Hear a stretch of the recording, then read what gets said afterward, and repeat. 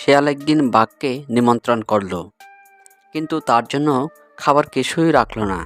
বাঘ যখন খেতে এলো তখন তাকে বলল, মামা, একটু বসো। আর 2-4 জনকে নিমন্ত্রণ করেছি, তাদেরকে নিয়ে আসি। এই বলে শিয়াল চলে গেল। আর সে রাত্রেও ফিরল না। বাঘ সারা রাত বসে থাকলো। সকালবেলা শিয়ালকে বকতে বকতে বাড়ি চলে গেল।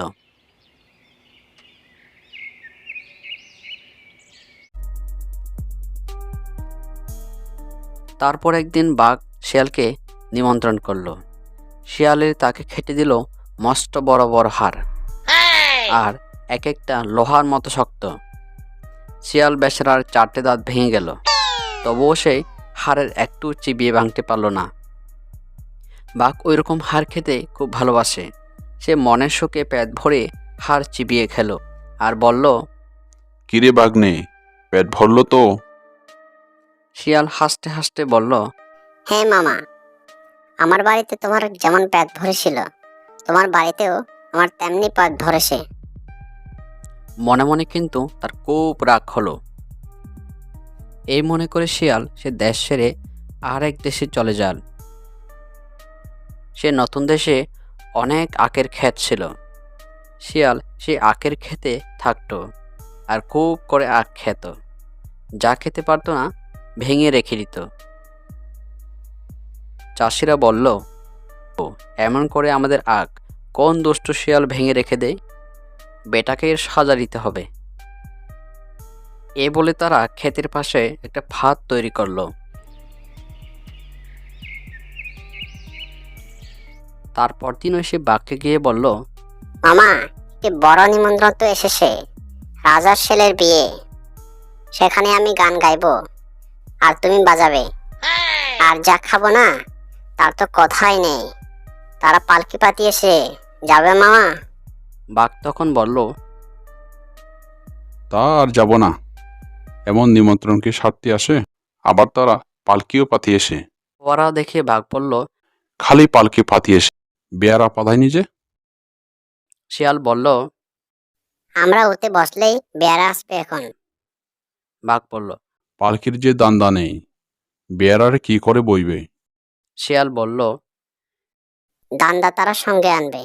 এ কথা শুনে বাঘ যেই খোয়ার ভিতর ঢুকেছে অমনি ধরাস করে দরজাটা বন্ধ হয়ে গেল। তখন শিয়াল বলল, মামা, দরজাটা বন্ধ করে দিলে আমি ঢুকবো কি করে? তোমার ঢুকি কাজ নেই, এবারে নিমন্ত্রণটা আমিই খাই কি। বেশ কথা মামা, খুব ভালো করে পেট ভরে নিমন্ত্রণ খেও, কম খেও না যেন। এই বলে শিয়াল হাসতে হাসতে তার দেশে চলে গেল। তারপরে চাষিরা এসে দেখল যে বাঘ মশাই খোয়ারের ভিতর বসে আসে। তখন তারা কি যে খুশি হলো। অমনি সকলে শুতে এসে বাঘকে মেরে শেষ করলো। তার পিছু পিছু শিয়ালের বাড়িতে পৌঁছে যায়। দেখো বউ, আমি কতগুলো টাকা পেয়েছি, কাল বাকি কুমড়োগুলো বাজারে বিক্রি করব। করো করো বিক্রি, কালকে সকালে ওদের দেখবে একটাও কুমড়ো নেই। হা হা হা হা হা হা হা হা হা হা।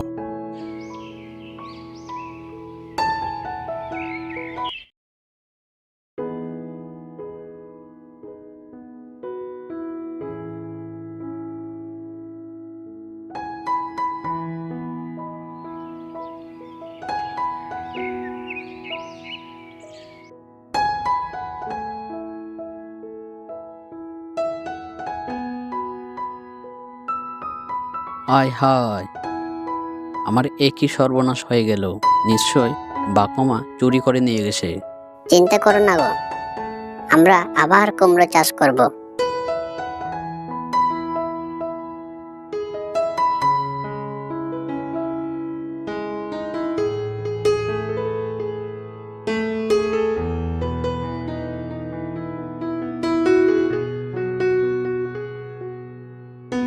যাই, আজ তো 2 মাস হলো, এতদিনে মনে হয় শিয়ালটা আবার কুমড়ো চাষ করেছে।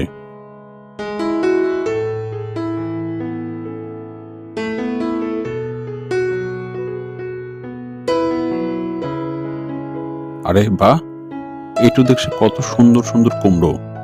আজ রাতে এগুলো ভেনিস করে দিতে হবে। কুমড়োগুলো তো অনেক বড় হয়েছে, কাল এগুলো বাজারে বিক্রি করতে নিয়ে যাব।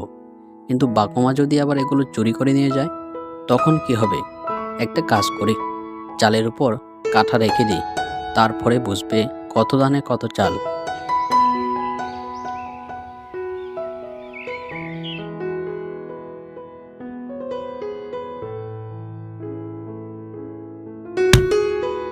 ওরে বাবা গো, মা গো, মরে গেলাম গো। এই পাজি শিয়ালটা কি রেখেছে এখানে? টের পাওয়ার আগে এখান থেকে পালায়, না হলে মান সম্মানের প্রেস্টিজটুকু চলে যাবে।